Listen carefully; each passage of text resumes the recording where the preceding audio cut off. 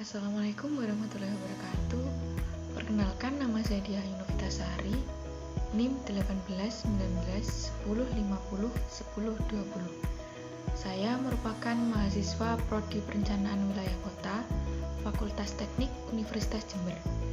Kali ini saya akan menjelaskan mengenai hubungan antara Omnibus Law, OSS, One Map Policy dengan Sistem Informasi Perencanaan dan GIS.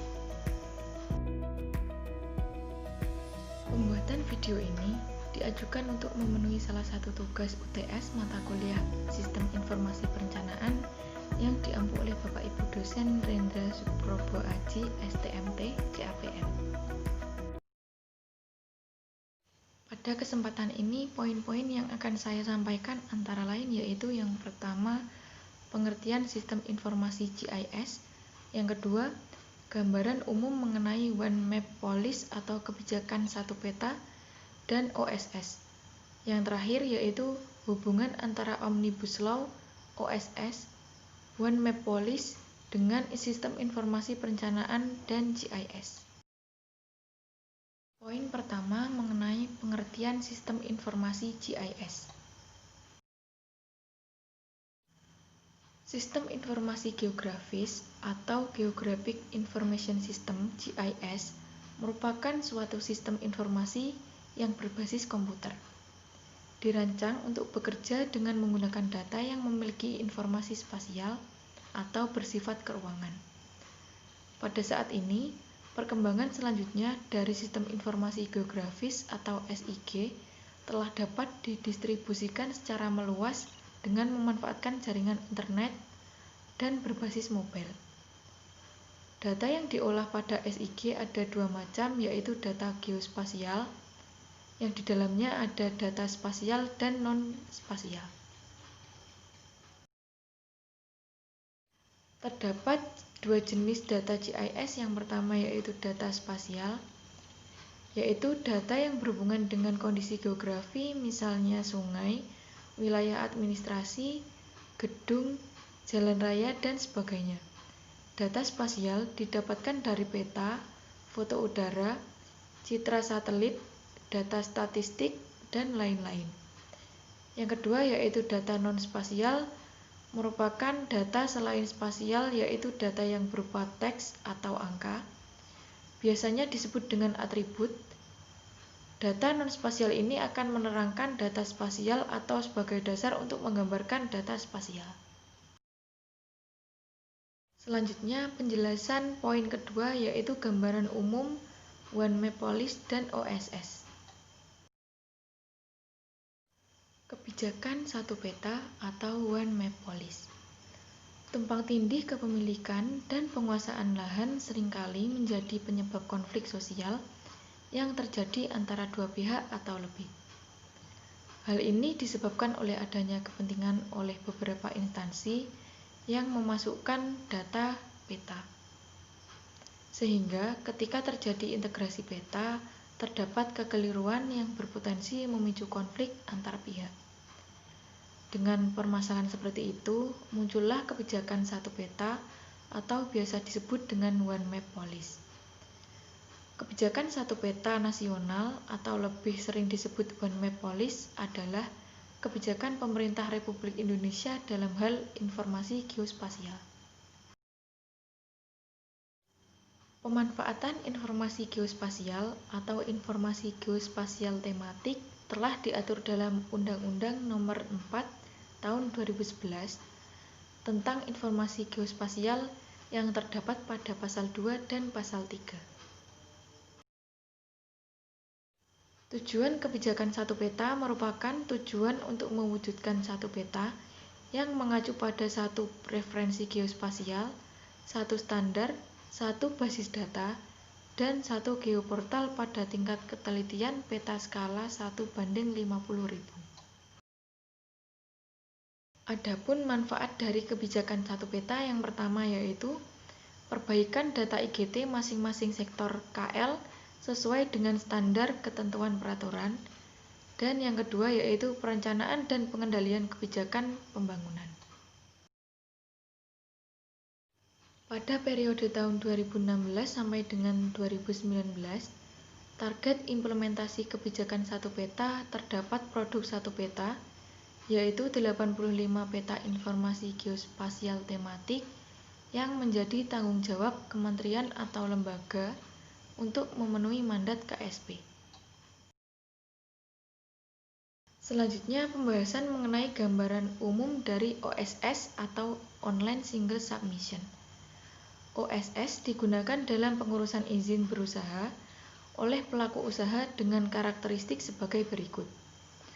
Berbentuk badan usaha maupun perorangan, usaha mikro, kecil, menengah maupun besar, usaha perorangan atau badan usaha, baik yang baru maupun yang sudah berdiri, sebelum operasionalisasi OSS, usaha dengan modal yang seluruhnya berasal dari dalam negeri maupun terdapat komposisi modal asing.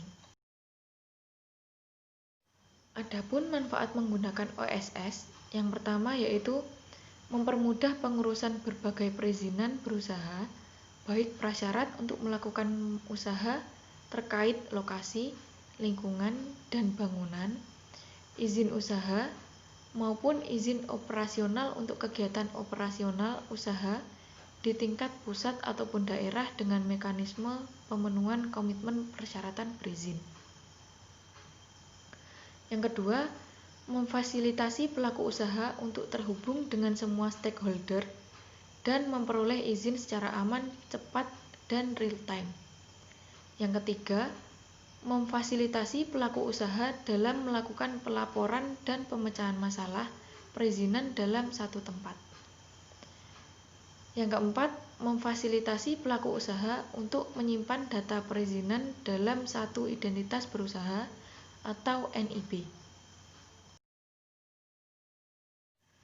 Selanjutnya, pembahasan mengenai hubungan antara Omnibus Law, OSS, One Map Policy dengan sistem informasi perencanaan dan GIS.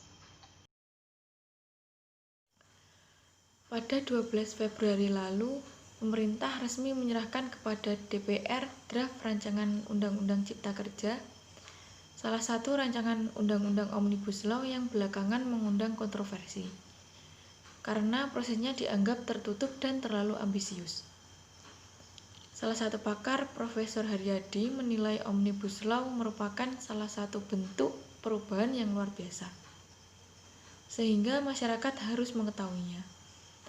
Melalui hasil kajiannya, Profesor Haryadi juga menjabarkan adanya masalah politik yang bersifat struktural, dari mulai benturan kepentingan dalam pendanaan pilkada yang dilakukan oleh donatur dengan calon kepala daerah, korupsi dalam alur izin usaha pemanfaatan hasil hutan kayu, hingga modus dalam proses pemberian izin seperti manipulasi data, pemerasan, hingga jual beli dokumen seperti AMDAL maupun izin lingkungan yang marak terjadi di daerah. Contohnya di Riau dan di Papua Barat, itu banyak beredar peta palsu yang menimbulkan terjadinya pemerasan, tawaran penambahan luasan izin, dan biaya pengesahan dokumen. Penyusunan Omnibus Law, rancangan Undang-Undang Cipta Kerja tidak didasarkan pada masalah nyata di lapangan. Dan pemerintah seolah hendak mempertaruhkan proteksi lingkungan hidup demi investasi alih-alih melihat sumber daya alam seperti ruang hidup. Berikut ini merupakan gambar dari pelemahan lingkungan hidup oleh rancangan Undang-Undang Cipta Kerja. Pemerintah sudah menyerahkan Omnibus Law rancangan Undang-Undang Cipta Kerja ke DPR demi investasi proteksi lingkungan hidup dipertaruhkan. Proteksi lingkungan hidup tak ditegaskan sebagai bagian dari keputusan industri. Yang kedua, izin lingkungan untuk perusahaan dihapus dengan diganti persetujuan lingkungan dari pemerintah. Yang ketiga, 9 kriteria usaha berdampak penting dihapus. Yang keempat, ada penilaian AMDAL dimonopoli oleh pemerintah, bukan lagi pihak ketiga yang independen. Yang kelima, ada aktivis, pengamat, ahli lingkungan tak lagi terlibat dalam penyusunan AMDAL. Yang keenam, tak ada lagi komisi penilai AMDAL.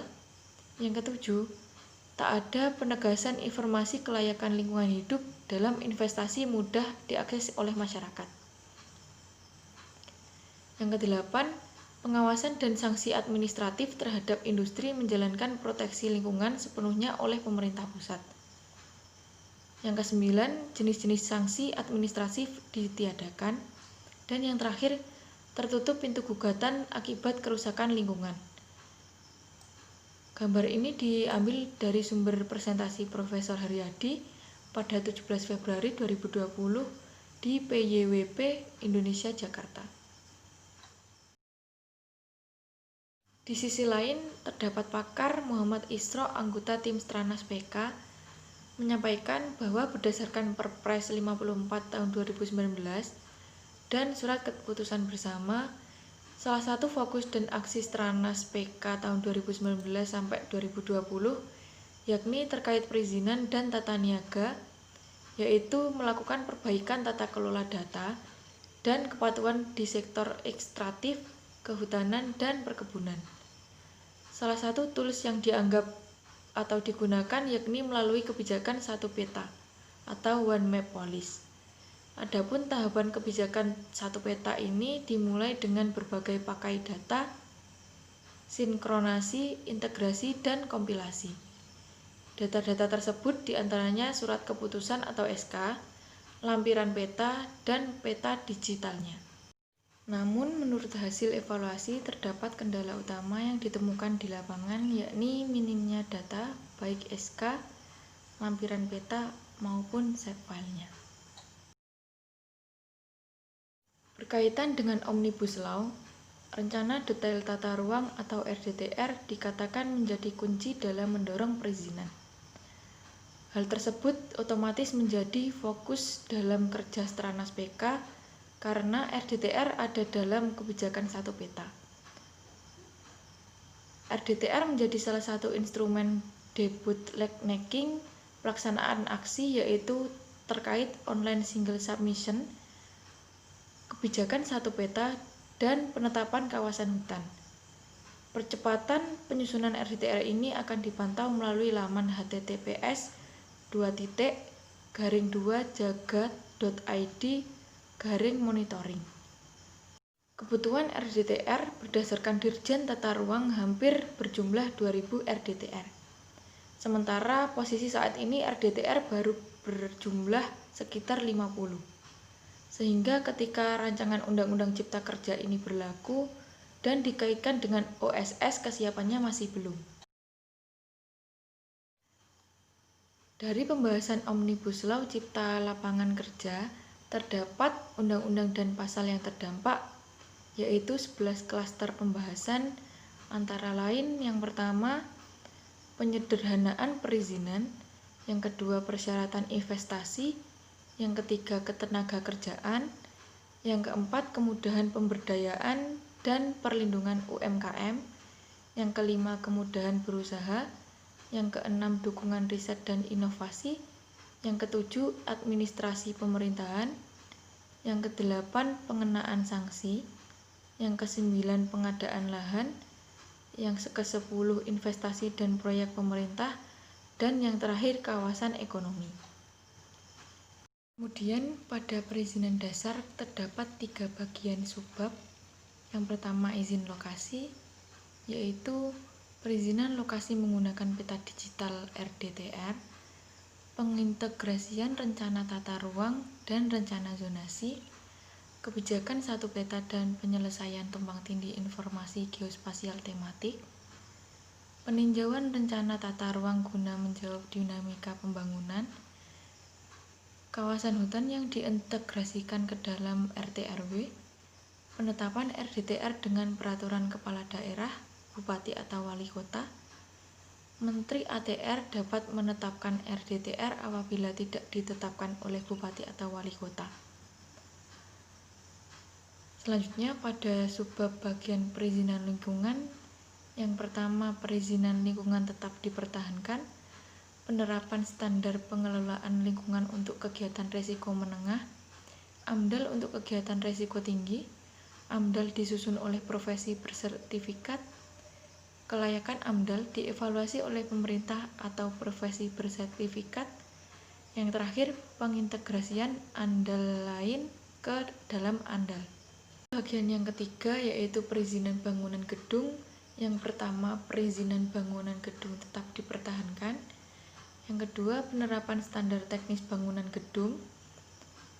Yang selanjutnya, bangunan gedung yang tidak berisiko tinggi dapat menggunakan prototip. Yang keempat, bangunan gedung yang kompleks dan resiko tinggi wajib mendapatkan persetujuan pemerintah. Pengawasan pembangunan gedung dilakukan bertahapan proses konstruksi. Standar teknis bangunan gedung diatur dengan PP. Yang terakhir, penerbitan sertifikat layak fungsi SLF bangunan gedung secara otomatis oleh manajemen konstruksi dan pengawas. Dari paparan pakar di atas, kemudian pembicara bersepakat bahwa pelibatan masyarakat dalam proses penyusunan Omnibus Law, rancangan Undang-Undang Cipta Kerja ini adalah suatu keharusan. Profesor Haryadi menyampaikan masyarakat sipil dapat melakukan Corruption Impact Assessment atau CIA, yakni memeriksa apakah di setiap pasal-pasal rancangan Undang-Undang Cipta Kerja ini berpeluang memberikan ruang korupsi. CIA ini dapat dijadikan bahan untuk memikirkan dampak negatif jika rancangan Undang-Undang Cipta Kerja diterapkan. Cukup sekian presentasi dari saya. Apabila ada kurang lebihnya, mohon maaf. Akhir kata, wassalamualaikum warahmatullahi wabarakatuh.